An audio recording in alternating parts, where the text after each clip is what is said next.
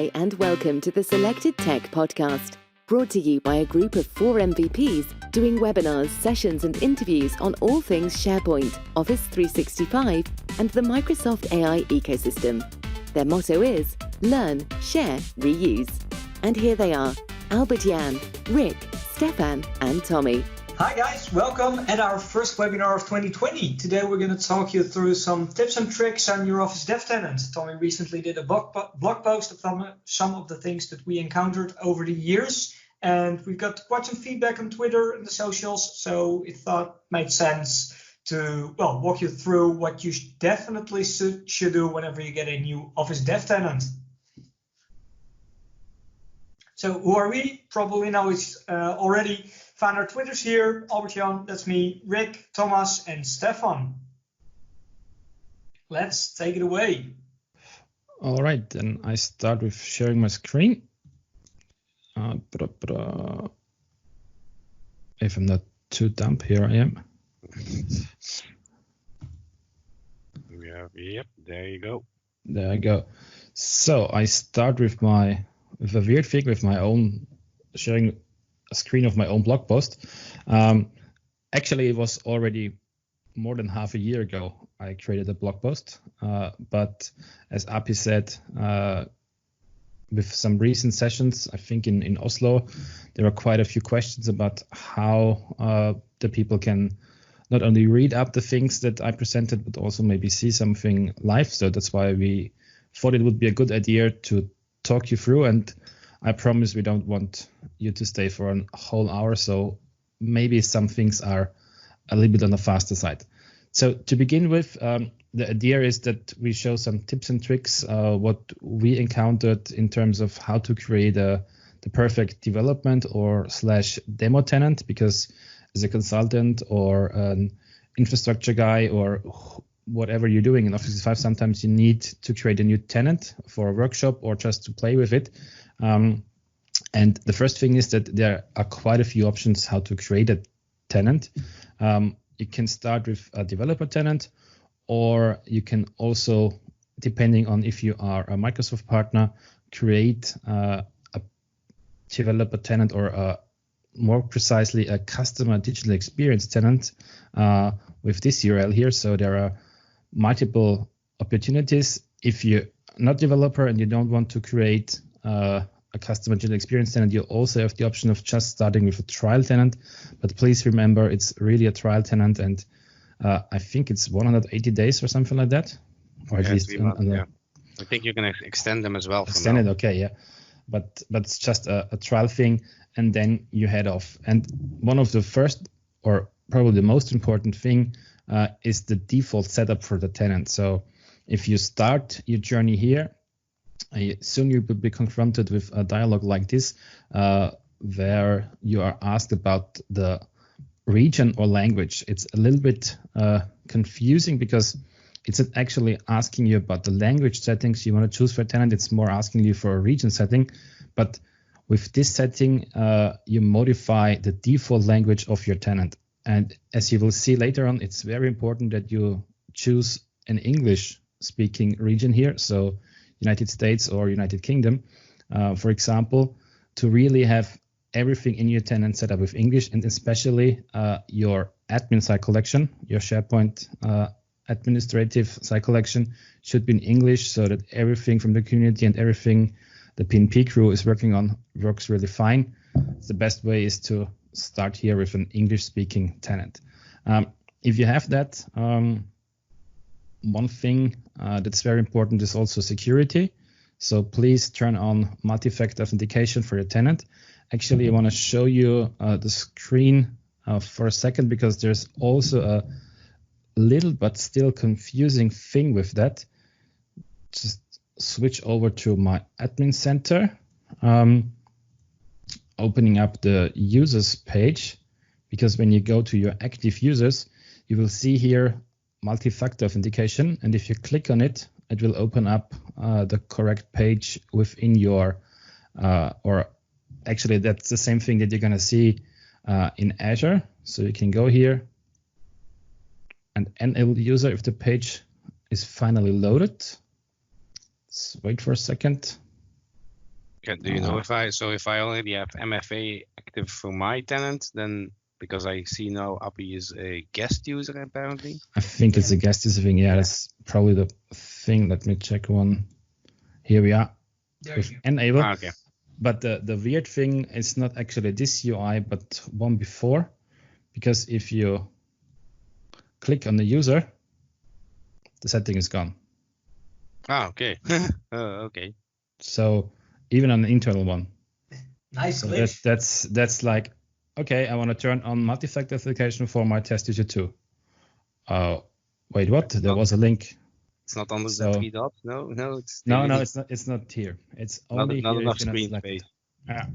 So this was like something I'm like, okay, because I was looking at the blog post that actually only has a screen of this area here, and I have a different screen over here, and it took me a couple of minutes to realize it jumps depending on what you selected. That's a nice thing, yeah. Yeah, because the thing is, this is an Azure AD feature, and they brought it into the Office 365 portal Yeah. a couple of years ago and never really migrated it into the portal because it sits still in Azure AD if Yeah. you look at the Yeah. link. If you go Yeah, here even and an old enable, Azure AD. Yeah, it's still on windowsazure.com, yeah. yeah, it's the old thing. The important thing also is if you turn on multi-factor authentication for an already existing user, the next time the user logs in, he will need to set up, I think, 1 or 2 additional account informations in the case that he is losing his mobile phone, for example. So this is also an important step. So don't just click here as an administrator and say, okay, I want to enable it for all my users. They actually will get a different experience the first time they log in, and you better prepare them for that. So you need to have Yeah. some communication plan If ahead. it's your own dev tenant, then it's probably no problem. But Yeah. if you do it, don't do this in production without. We had this with a test tenant for a customer, and we just played with it. And the guy was like, yeah, let's turn it on. And before I could say something, he already clicked the buttons. And like 10 minutes afterwards, the first support call was like, okay, this is different now, because we started with Office 365 like 2 weeks before, and the experience wasn't there from the end users. So you should think of this button or the implications you're gonna do to your end users before you just click through it. Yeah, and I got a So- mail as well that Microsoft is now also in the partner agreement. They did an update, I think, at the end of the year, and they're expecting every partner to update their tenants to set on multi-factor. Okay. Makes sense. Actually, you can go to Azure to configure how many additional questions a user should answer. So Yeah. by default, 2 are turned on, but you can say, hey, 1 is enough for me, or I want 3 options. You can actually configure that in the Azure Active Directory. Yeah, because if I go to the Azure portal, let's do that for a second.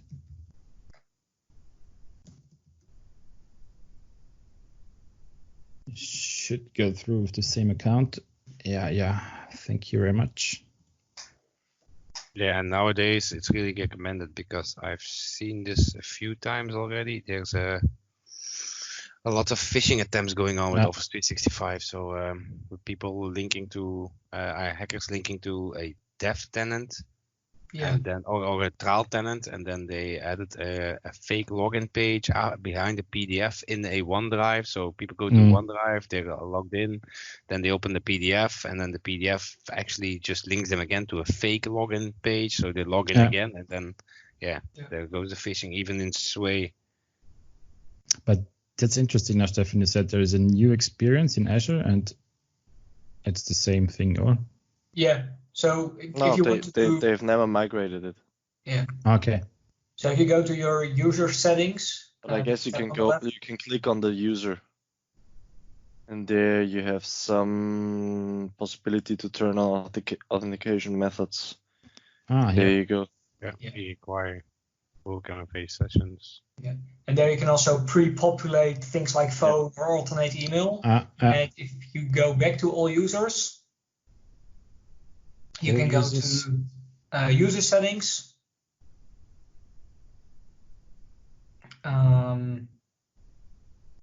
I thought it was the option to allow some settings here as well around MFA. Apparently not. No. Sign-ins, no. No. That doesn't matter. No idea. Yeah, but it's the same, or the Office 365 admin panel use the links to the same multifactor. thing. It's in the menu up to the top. If you go to there. Yeah, that links It to brings you the back to same that page. page. Okay. That's the old one. That's the old one. Yeah, but you see, it's the same link. Then you start from here, and it's really gone when you click here. So that's a little bit weird. Nevertheless, so let's go back to the blog post. So if you enable the multi-factor authentication, also be prepared that some PowerShell environments maybe act differently than you're used to it. So you need to have the device authentication, I think, for the PNP PowerShell, and there are some glitches as well. So it's not that of an easy experience with MFA enabled to do PowerShell, and probably don't do it for your service account. So because you won't get the second factor for an account that sits there and runs in the background. So because we had this incident also at a developer tenant, somebody turning on MFA for an account that is just a service account. So this doesn't make sense. Well, obviously, if you're using service accounts, you should use a client ID and a client secret. Yeah. But Developers are lazy. True. Yeah. So if you now created your tenant, the whole thing is targeted so that you create your demo cycle actions with the SharePoint Lookbook, and for that to work, you need to deploy some initial SharePoint artifacts. One would be the app catalog, and to set the targeted release for everyone, so you get the latest and greatest from the release cycles. I normally start with preparing the tenant like at least a day before, because creating the tenant and then creating the app catalog sometimes takes up to 20 minutes, sometimes, I don't know, even an hour. And I don't want to get nervous, so I'm always creating this like a day ahead, selecting the targeted release for everyone, and then also add your user as an admin for the managed metadata service, because later on we're going to use PowerShell or the SharePoint Lookbook to deploy stuff, and it's easier when you're already an admin there, because you will need to configure it anyways, and it's just like an easy preparation part. Are there still differences between the targeted release for everyone and the for single users? Because I know sometimes one feature is released with the targeted release for everyone, and then the other feature gets released with targeted release for. It was in the beginning of Office 365. In the beginning, it was faster for targeted release for everyone, but I'm no idea if it's still the case.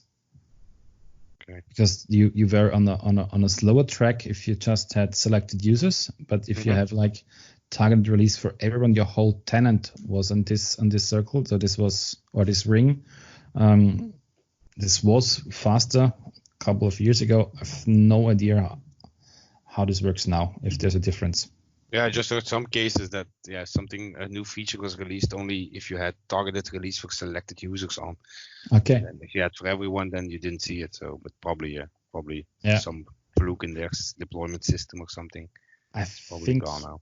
This thing was needed for some site collection app catalog thingy or something like this, which wasn't G8 until, or something that wasn't G8 in the earliest of 2019.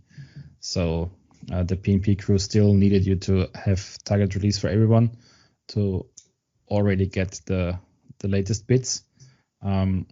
Otherwise, the provisioning engine didn't work. But I have no idea what actual feature they were using in there. No, it doesn't matter. Yeah. So now we have basically the tenant up and running. It's still empty. And then there are multiple different ways of adding test users or demo users to your tenant. We just discussed before hitting the record button that there are also pre-filled Microsoft templates nowadays, where you have, depending on the selected vertical, a different, I think 25, was it, Rick? Or 25? 16 users are provisioned. 16 users, okay. So different users, and if you're a Microsoft partner, you probably know that there is this big OneNote explaining all the different use cases with all different users.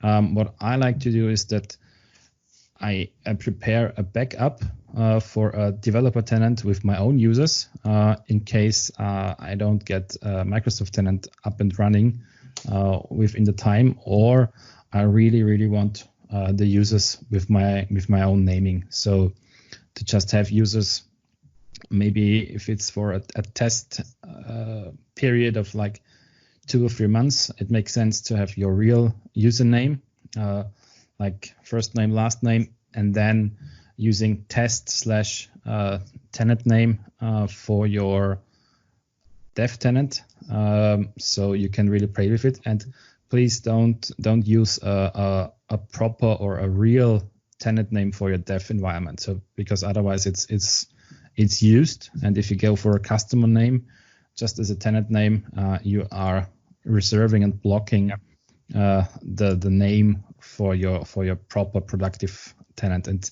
happened more than one time. Yeah, I've seen it a lot as well. Yeah. It's really hard to get this away. Yeah, some employee wanted to test Office 365 and they created a tenant with the name of the company, and then they have to figure out a different name for the company. Had that in the past. Yep.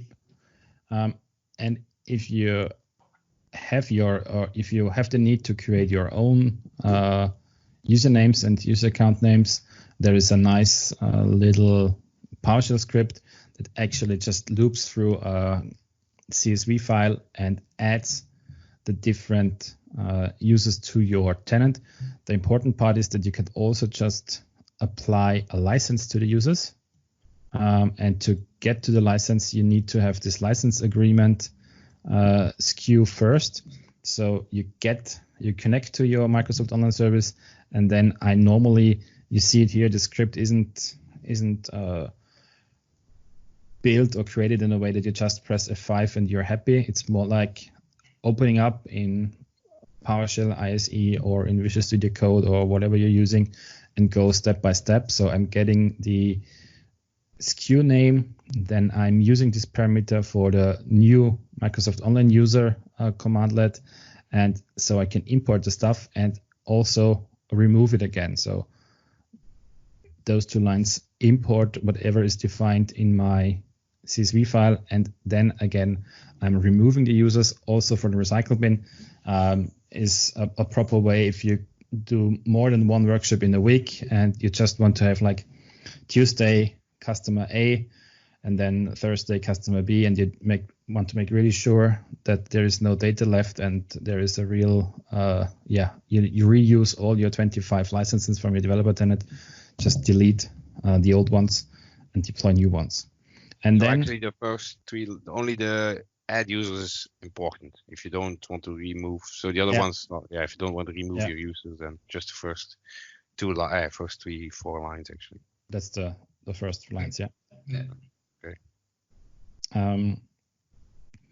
And then another part is that a nice idea for test environment is that if you think, for example, let's do with Contosa as our customer, let's do a Teams trial for 3 or 4 months. Where we play with Teams and try to get used to how Teams is actually working and how Teams is helping the customer in their productivity.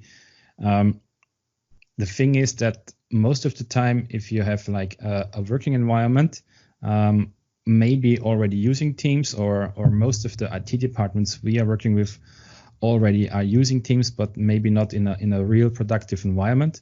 Now then we show up and say, okay, let's do a test tenant, and we always have the problem that notifications from the test tenant are not transferred to the proper mailbox, the proper productive mailbox. And of course you can make a short manual or a short video showing everyone how to log into Exchange Online into their mailbox and set a forward address. But even easier, you can just reuse your CSV file from upfront and then set mailbox commandlet and use the forward addressing SMTP address parameter to add the real customer business email address as a forwarding SMTP address. So whenever the test mailbox gets a new message, it forwards automatically the content or the message also to the business email. So your end user is always up to date with everything that is happening in the dev or demo environment, and every notification is shown up in their productive environment, and nobody misses a step in testing the bit. So that's also an important thing, especially if you start playing with Flow or some other process environments where somebody needs to approve something. And let's say API starts a workflow and Rick needs to approve. If he never checks the mail and he never gets there, the workflow is basically done. Yeah, nobody checks their test account. Nobody checks, and if you just, because if you set up the thing for a customer, you know the names, you know the business email address, so just adding another column to this CSV file and reuse this information for this setting here. And then with this, this still says use the SharePoint Online Provisioning Service to deploy demo data. Nowadays, it's more known under the word of SharePoint Lookbook. They, I think, introduced it at Ignite, or is this correct? I think Ignite was the GA the official announcement. The announcement, yeah. And the SharePoint Lookbook is a nice application that provides remote deployment options from different demo pages. I think a Microsoft design team sat down and created some nice landing pages or starting pages within SharePoint Online. And then by using the SharePoint Lookbook page, you basically log in there, provide your admin credentials, and then there is a remote job going on that whatever you selected in the lookbook deploys this to your tenant, and then it can look like the following. Let's go back to the start page of this site collection. So you get this nice start page within your tenant by just going there and providing the credentials. And of course, you need to be a global or at least a SharePoint administrator, so not everyone can simply go there and deploy site collections through the service. So you need to have an admin account in hand to do this. The thing is that the SharePoint Lookbook only works on English tenants, or the service right now at the moment. So that's why in the first or the second step, we told you to choose English for your tenant. But sometimes you already have a tenant provided to you through IT, or you already created one in the past, and maybe you're going careful enough and you, like we did on our own, or I did on my own, maybe you created a tenant with German as the default language, and then the deployment of all those new super fancy pages and site collections always fails, and it gives you an error about some library not being present or unable to upload documents. For that, I'm going to switch to another blog post here and just give you a wrong button. Here we are. A short idea, because what you can actually do is that you can go to the GitHub link here and go to the SPDIF provisioning templates and download all the templates they are using in the Lookbook service. And here you see, starting with line 103, 104, 105, the PNP template that actually says, okay, I'm going to take my local file under Assets, Recommended Docs, Contoso 2019 401k Enrollment Guide, and upload it to the folder Shared Documents, Recommended Docs. And guess what? Shared Documents is the document library name, and it's only available in English tenants. So for example, if I switch over here to this site collection, site contents. Hello. Wait for it. Yeah. Amazing. Now you have to document you already created there. Yeah.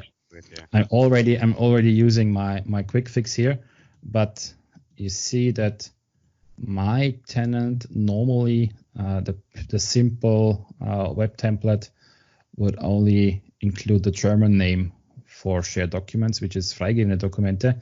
And I think it's different in every of the supported user interface languages. So to get this thing working, first of all, you need to deploy the template through PowerShell. So you use PNP PowerShell to create a new site collection, and then I think it's called apply PNP tenant template, something like this, the command. And the trick is that I'm just adding a new document library to the existing template from GitHub, and I'm simply adding the document library in a way that the other lines want me to have it there. So you see it here.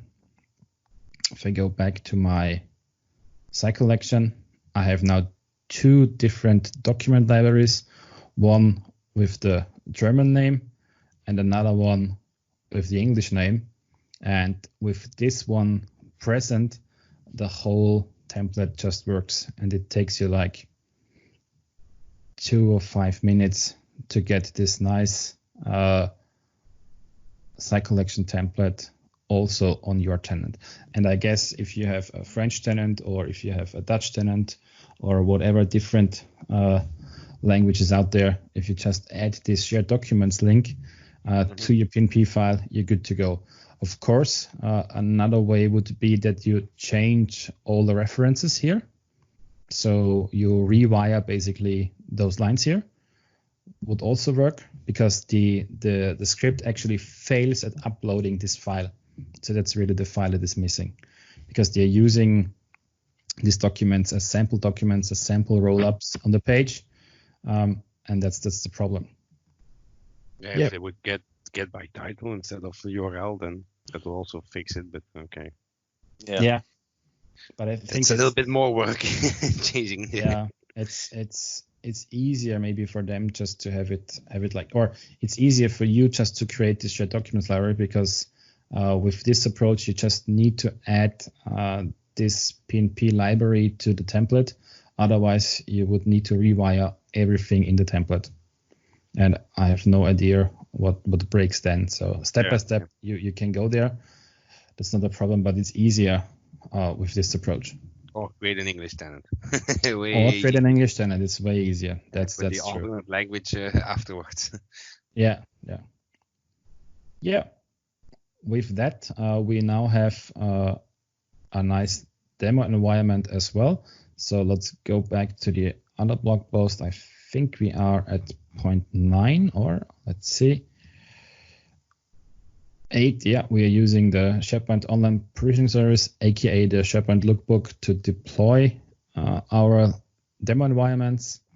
And then I also, or at least also always is maybe the wrong wording, but it's a really good solution to deploy is the Microsoft 365 Learning Pathways, just to have a head start for all things user adoption, with the possibility to add your own content or just use the out-of-the-box content. It's a really good quick start for all your end users, just to get used to Office 365 in a nice way, with linking to support documents or official documents on docs.microsoft.com, and give them some assistance in learning new things in the new environment. And closing this quick walkthrough, of course, installing PNP PowerShell on your machine. If you don't have an English tenant, you would already need it to deploy the lookbook templates, but the PNP PowerShell is really one of the best and greatest tools out there to help you with everything from development and IT pro stuff to configure your tenant and keep it up to date and set up new things. And last but not least, what we really always do with a test tenant for a customer is that we create an org-wide team. So for example, if I create a tenant with 25 users, I don't want to talk with everyone individual, or I don't want to just create a team and then add every single user. just create an org-wide team and then communicate all the different tasks or assignments you hand out to your end users with this one project management team, if you want to say it like this. And I think with that, we are done. This was the quick run through. Any questions from you guys? The only thing that I always try to do is try to generate some demo content. So to do that, I have a folder on my OneDrive with 50 demo docs called Contoso with some demo content in them. I usually upload those to some various libraries. What do you guys do to do demo content, or is that not something you try to do? Well, usually what you showed, I guess it was step 2 or something, 1 or 2 with the CDX tenant. Because with the CDX tenants, you already get some demo tenant in there instead of going with the developer tenant, because developer tenant is only, I guess, focusing on SharePoint mainly.